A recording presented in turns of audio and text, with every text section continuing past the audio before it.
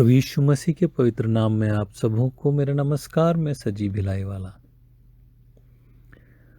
हम जब बाइबल की किताब प्रेरितों के काम पढ़ते हैं, उसके पहले अध्याय में यीशु मसीह के चेलों को डरा सहमा पाते हैं। उनका डरना लाजमी था। कुछ दिन पहले उनका गुरु मारा गया था। वो तीसरे दिन जी उठा, लेकिन फिर वो उन्हें छोड़कर उनकी आंखों के सामने स्वर्ग चला गया। लेकिन पेंटेकोस्ट के दिन पवित्र आत्मा का विशेष अनुभव प्राप्त करने के बाद वो लोग किसी आम जगह पर खड़े होकर प्रचार करते हैं और गवाही देने लगते हैं।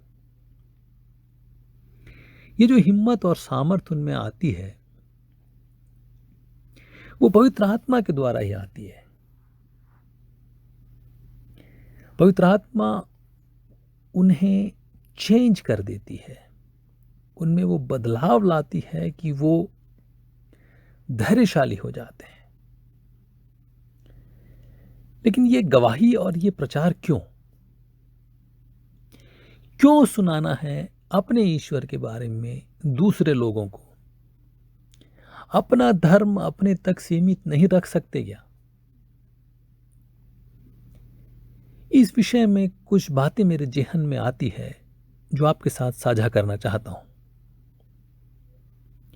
पहली बात, इसलिए कि मनुष्य एक सामाजिक जीव है, उसके लिए यह स्वाभाविक है कि वह अपनी बातों को दूसरों के साथ बांटे या शेयर करे। इंसान अपने अच्छे बुरे सब अनुभव को बांटता है। जब इंसान खुश होता है तो वो चाहता है कि वो अपनी खुशी दूसरों तक पहुंचाए। जब वो दुखी होता है तो चाहता है कि कोई आए, उसके पास बैठे और उसकी बात को सुने। उद्धार का अनुभव भी कुछ ऐसा ही है,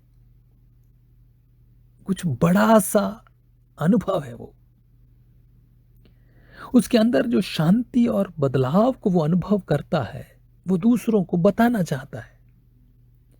जो उसने पाया वो चाहता है कि उसके साथी भी पाए। इस खुशी को अपने साथियों तक, अपने संगी मनुष्यों तक पहुंचाना चाहता है एक विश्वासी। मान लो आपने एक अच्छा कपड़ा खरीदा, शर्ट, पैंट, टी शर्ट, कुछ भी। उसे पहनकर आपको अच्छा लगा। आपने जो अनुभव किया उसे पहनकर, वो कुछ अलग सा था। आप अपने दोस्तों को बताएंगे कि नहीं? जरूर बताएंगे। फेसबुक पर फोटो भी शेयर करेंगे, व्हाट्सएप का डीपी भी चिपका देंगे। तो फिर इस अनुभव के बारे में, जिसने आपके जीवन को बदल दिया, आपको अनंत जीवन का वारिस बना दिया, आपके अंदर आत्मिक खुशी भर दी, दूसरों को बताए बिना कैसे रह सकते हैं? मैं और आप ऐसा इसलिए नहीं करते क्योंकि हमने उसे, अपने उद्धारकर्ता को अनुभव नहीं किया है।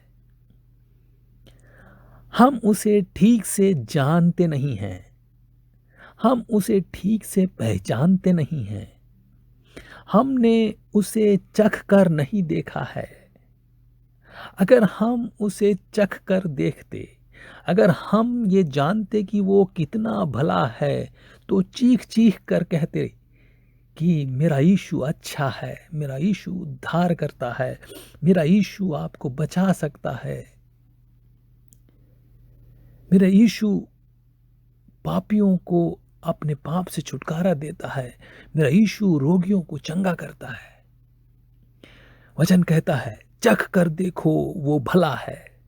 भजन 34:8। दूसरी बात को एक उदाहरण के द्वारा बताना चाहता हूं। मेरा एक मित्र था, स्वभाव से आलसी और हर काम में निकम्मा। कोई भी काम पूरा नहीं करता था। बहानेबाजी में कोई उसकी बराबरी नहीं कर सकता था। अचानक उसके पिताजी गुजर गए। उसके बाद बड़े जुनून और हिम्मत के साथ एक विशेष काम को पूरा करने में लग गया वो। मुझे बहुत आश्चर्य हुआ। मैं पूछ बैठा, क्यों लग गया इस काम के पीछे? वो बोला,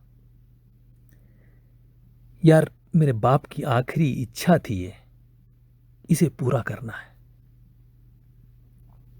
हमारा उद्धारकर्ता, हमारा प्रभु जब इस धरती को छोड़कर जा रहा था, तब उसके आखिरी शब्द थे, तुम सारे जगत में जाकर सारी सृष्टि के लोगों को सुसमाचार प्रचार करो। जो विश्वास करे और बपतिस्मा ले, उसी का उद्धार होगा। मरकुस 16:16। हम सुसमाचार इसलिए सुनाते हैं क्योंकि ये हमारे प्रभु की आखिरी आज्ञा है। आमीन।